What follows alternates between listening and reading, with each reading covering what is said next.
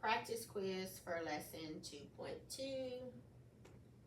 My first question is, which of the following is a high incidence disability commonly found in classrooms? A, intellectual disabilities, B, autism spectrum disorder, C, attention deficit hyperactivity disorder, or D, sensory processing disorder. And the correct answer is C, attention deficit hyperactivity disorder.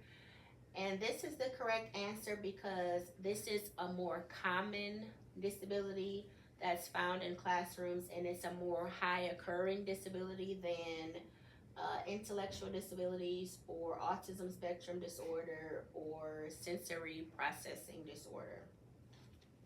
All right. The next question is, what is one of the characteristics of students with learning disabilities? A, consistently achieving high academic performances. B, difficulty with reading, writing, or math despite normal intelligence. C, lack of interest in school activities. Or D, limited social interactions. The correct answer is B, difficulty with reading, writing, or math despite normal intelligence. And the reason that this is the correct answer is because people with learning disabilities obviously don't consistently achieve high academic performance. They don't necessarily have a lack of interest in school activities, and they don't necessarily have limited social interactions.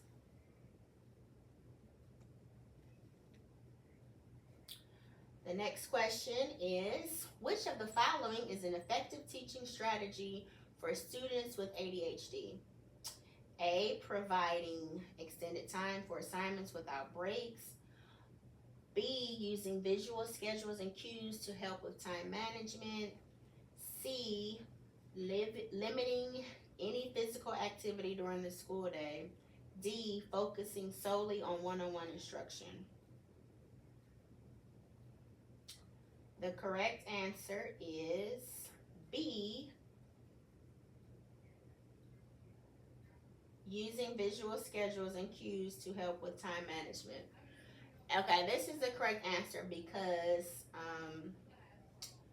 providing extended time for assignments without breaks is not correct because for ADHD, they need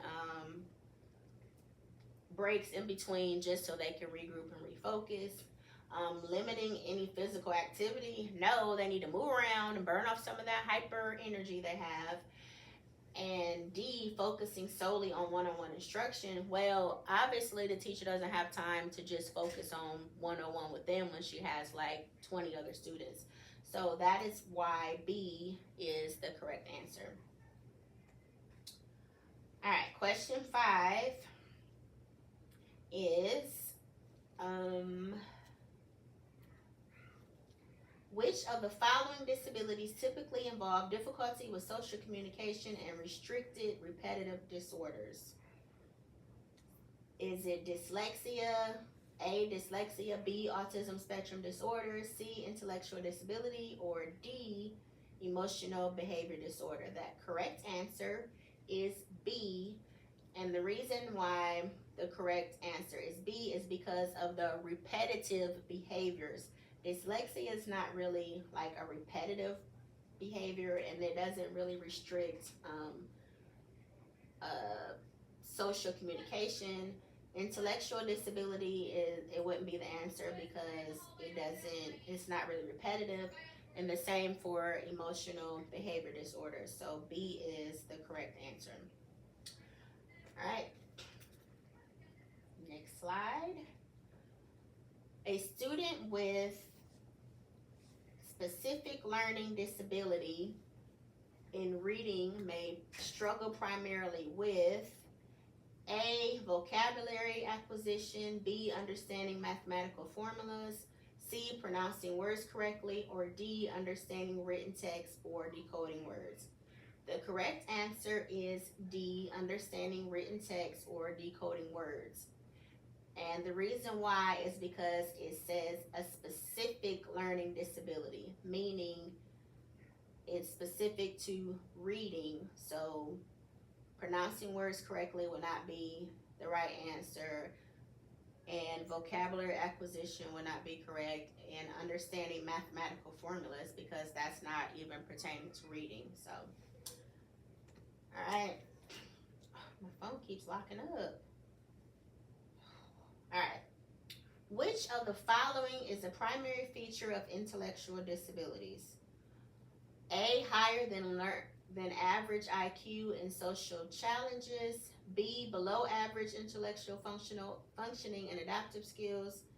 C, strong verbal communication skills. Or D, lack of interest in school. The answer is B, below average intellectual functioning and adaptive skills limitations. And the reason the answer is B, because we're talking about intellectual disabilities. So there are a lot of people that don't have a disability that show a lack of interest in school. So, and for C, strong verbal communication skills, a person that has intellectual disabilities may not be as good at communicating what they're trying to say, and a person with intellectual disabilities wouldn't have an higher than average IQ. So the correct answer is B. All right. A teacher can best support a student with communication disorders by A, using only written instructions for the student. B, minimizing all verbal interactions with the student. C, using clear, concise speech and providing visual supports. Or D, limiting the amount of communication the student is expected to engage in. The correct answer is C, using clear, concise speech and providing visual supports. And the reason why this is the correct answer, because the student is struggling with communication disorder. So we want to use clear and concise speech and provide visual support so that the student can understand what is being asked of them. And D would not be correct, because we don't want to limit the amount of communication. We want to, encourage communication so they can get up to the level they need to be.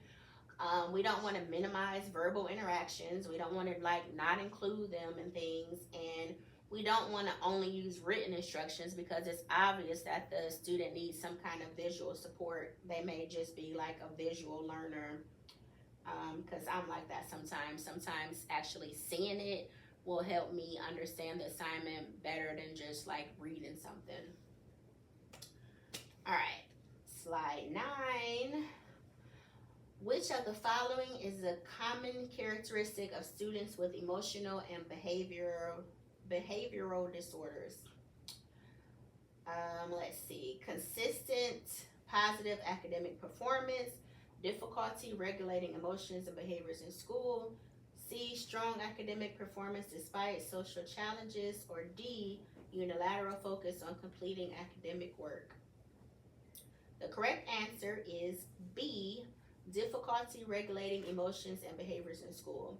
And the answer is just obvious, because emotional and behavioral disorder means you have trouble regulating your emotions and your behavior. So that's just kind of obvious that would be the only answer.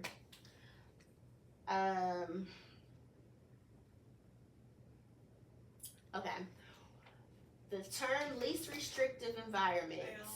The most isolated education setting for students with disabilities, the classroom with the highest teacher to student ratio, the setting that provides the most freedom and independence for students, educating students with disabilities in the least restricting setting that still meets the educational needs. So the correct answer is D, educating students with disabilities in the least restrictive setting that still meets their educational needs. So basically the answer is, in the question, it says educating students with disabilities in the least restrictive setting. So that's why D is the correct answer. And there is my answer key. And that concludes my slideshow.